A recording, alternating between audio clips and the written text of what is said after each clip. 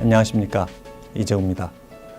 저는 앞으로 인류에게 중요한 영향을 끼친 발명품, 서비스를 바탕으로 혁신과 창조의 스토리를 펼쳐보이려 합니다. 오늘은 우리의 구매, 소비 생활과 잠시도 떼놓고 생각할 수 없는 바코드 이야기입니다. 아시다시피 바코드는 오늘날 태그 이코노미라는 말을 낳을 정도로 발전했고, 바코드 없이는 유통 경제가 마비될 정도입니다. 이 바코드는 1974년 6월 미국 오하이오주의 한 슈퍼마켓 점원이 레이저 스캐너로 주시 후레쉬껌 한 팩을 찍으면서 역사의 모습을 드러냈습니다. 이는 오늘날 사용되는 것과 가장 유사한 바코드인 UPC가 최초로 사용된 사례였습니다. 바코드의 등장은 대형 슈퍼마켓 계산대 대기 시간을 획기적으로 줄여주었습니다. 그런데 이 편리한 기기의 첫 구상이 현실로 이어지기까지 무려 26년이란 긴 세월이 걸렸다면 믿으시겠습니까? 바코드의 첫 구상과 상용화까지 그 드라마틱한 이야기는 이렇습니다. 바코드, 그 혁신적 발명의 아이디어는 아주 사소한 데에서부터 시작됐습니다. 1948년 미국 펜실베니아주 드렉셀 공대에 다니던 학생 버나드 실버가 학교에서 열리는 지역 음식 축제를 찾았을 때 일이었습니다. 그는 우연히 음식 축제 행사장의 참석자가 나갈 때 이들의 정보를 자동으로 읽어드릴 수 있는 편리한 방법이 없을까? 라고 고민을 하던 한 유통업체 사장의 말을 듣습니다. 당시만 해도 슈퍼마켓 관리와 물품 관리는 엉망이었습니다.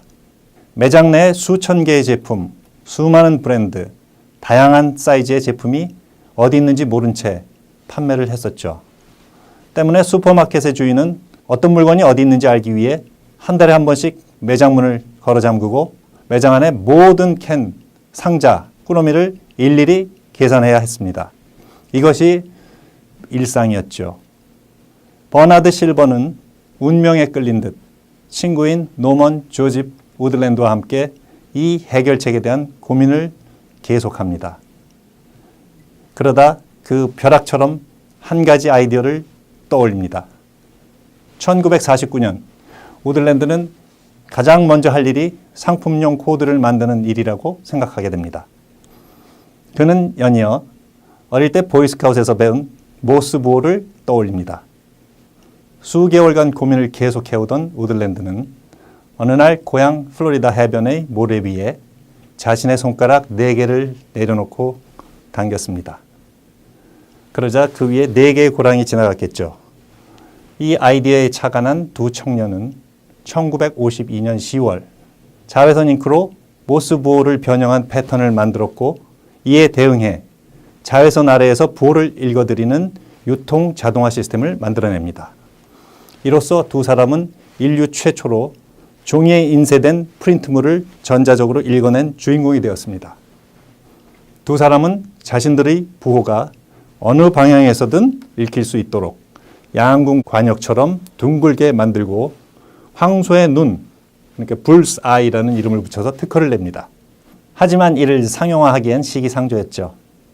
당시에 바코드 시스템을 지원할 컴퓨터래야 연구소, 대학에 있던 성능 떨어지는 오늘날에 비해서입니다. 대형 컴퓨터밖에 없습니다. 오늘날 같은 PC의 시조인 애플2는 1977년에야 처음 판매되었습니다. 결국 1966년 안타깝게도 실버와 우드랜드의 발명품인 일명 황소의 눈 바코드는 당시 세계 최대 TV 업체였던 RCA로 매각됩니다. 이 즈음 미국 식품유통협회 모임에 참석한 미국 굴지의 대형 식품회사들도 유통업계에 골칫거리는 비합리적인 상품 판매 및 재고 관리 방식을 혁신하기로 결의합니다. 이 소식을 접한 RCA는 황소의 눈으로 바코드 스캐닝 시스템 개발에 나섰습니다. 하지만 18개월 만에 실패하고 맙니다.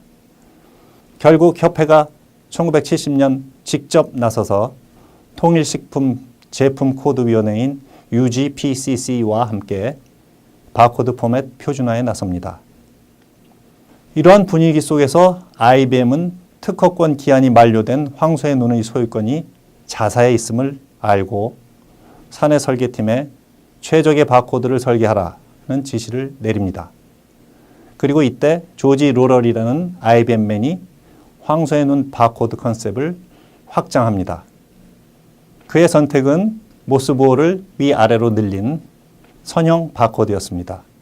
이것이 오늘날의 바코드와 비슷한 EAN 시스템이었습니다. 스캐너 없이 맨눈으로도 읽을 수 있는 최초의 선형 바코드였습니다. 이렇게 등장한 바코드. 그런데 그 더 놀라운 사실이 있었습니다. 관련 업계가 이 바코드 태그를 도입하니까 관련 예산이 2%에서 최대 10%까지 줄었다는 사실이었습니다. 그러자 유통업계의 바코드 도입은 그야말로 폭증하기 시작합니다. 그리고 상용화 이후 40년이 지난 지금 전 세계에서는 하루에도 수백억 번의 바코드 스캐닝이 이루어지고 있습니다. 자, 여러분. 바코드의 발명과 등장에서 여러분은 어떤 점을 느끼셨나요? 먼저 바코드 아이디를 처음 떠올린 두 청년은 생활 속의 사소한 불편에서 실마리를 찾았다는 것에 의미를 두고 싶습니다. 또한 RCA와 IBM이라는 세계적인 두 공룡 기업 엔지니어들은 똑같은 황소의 눈 특허를 가지고 상용화에 나섰지만 이를 대하는 개선 자세는 서로가 달랐고 결국 상이한 결과를 낳게 됩니다. RCA 엔지니어는 기존의 혁신 코드, 즉 황소의 눈을 그대로 상품화하려고 했습니다.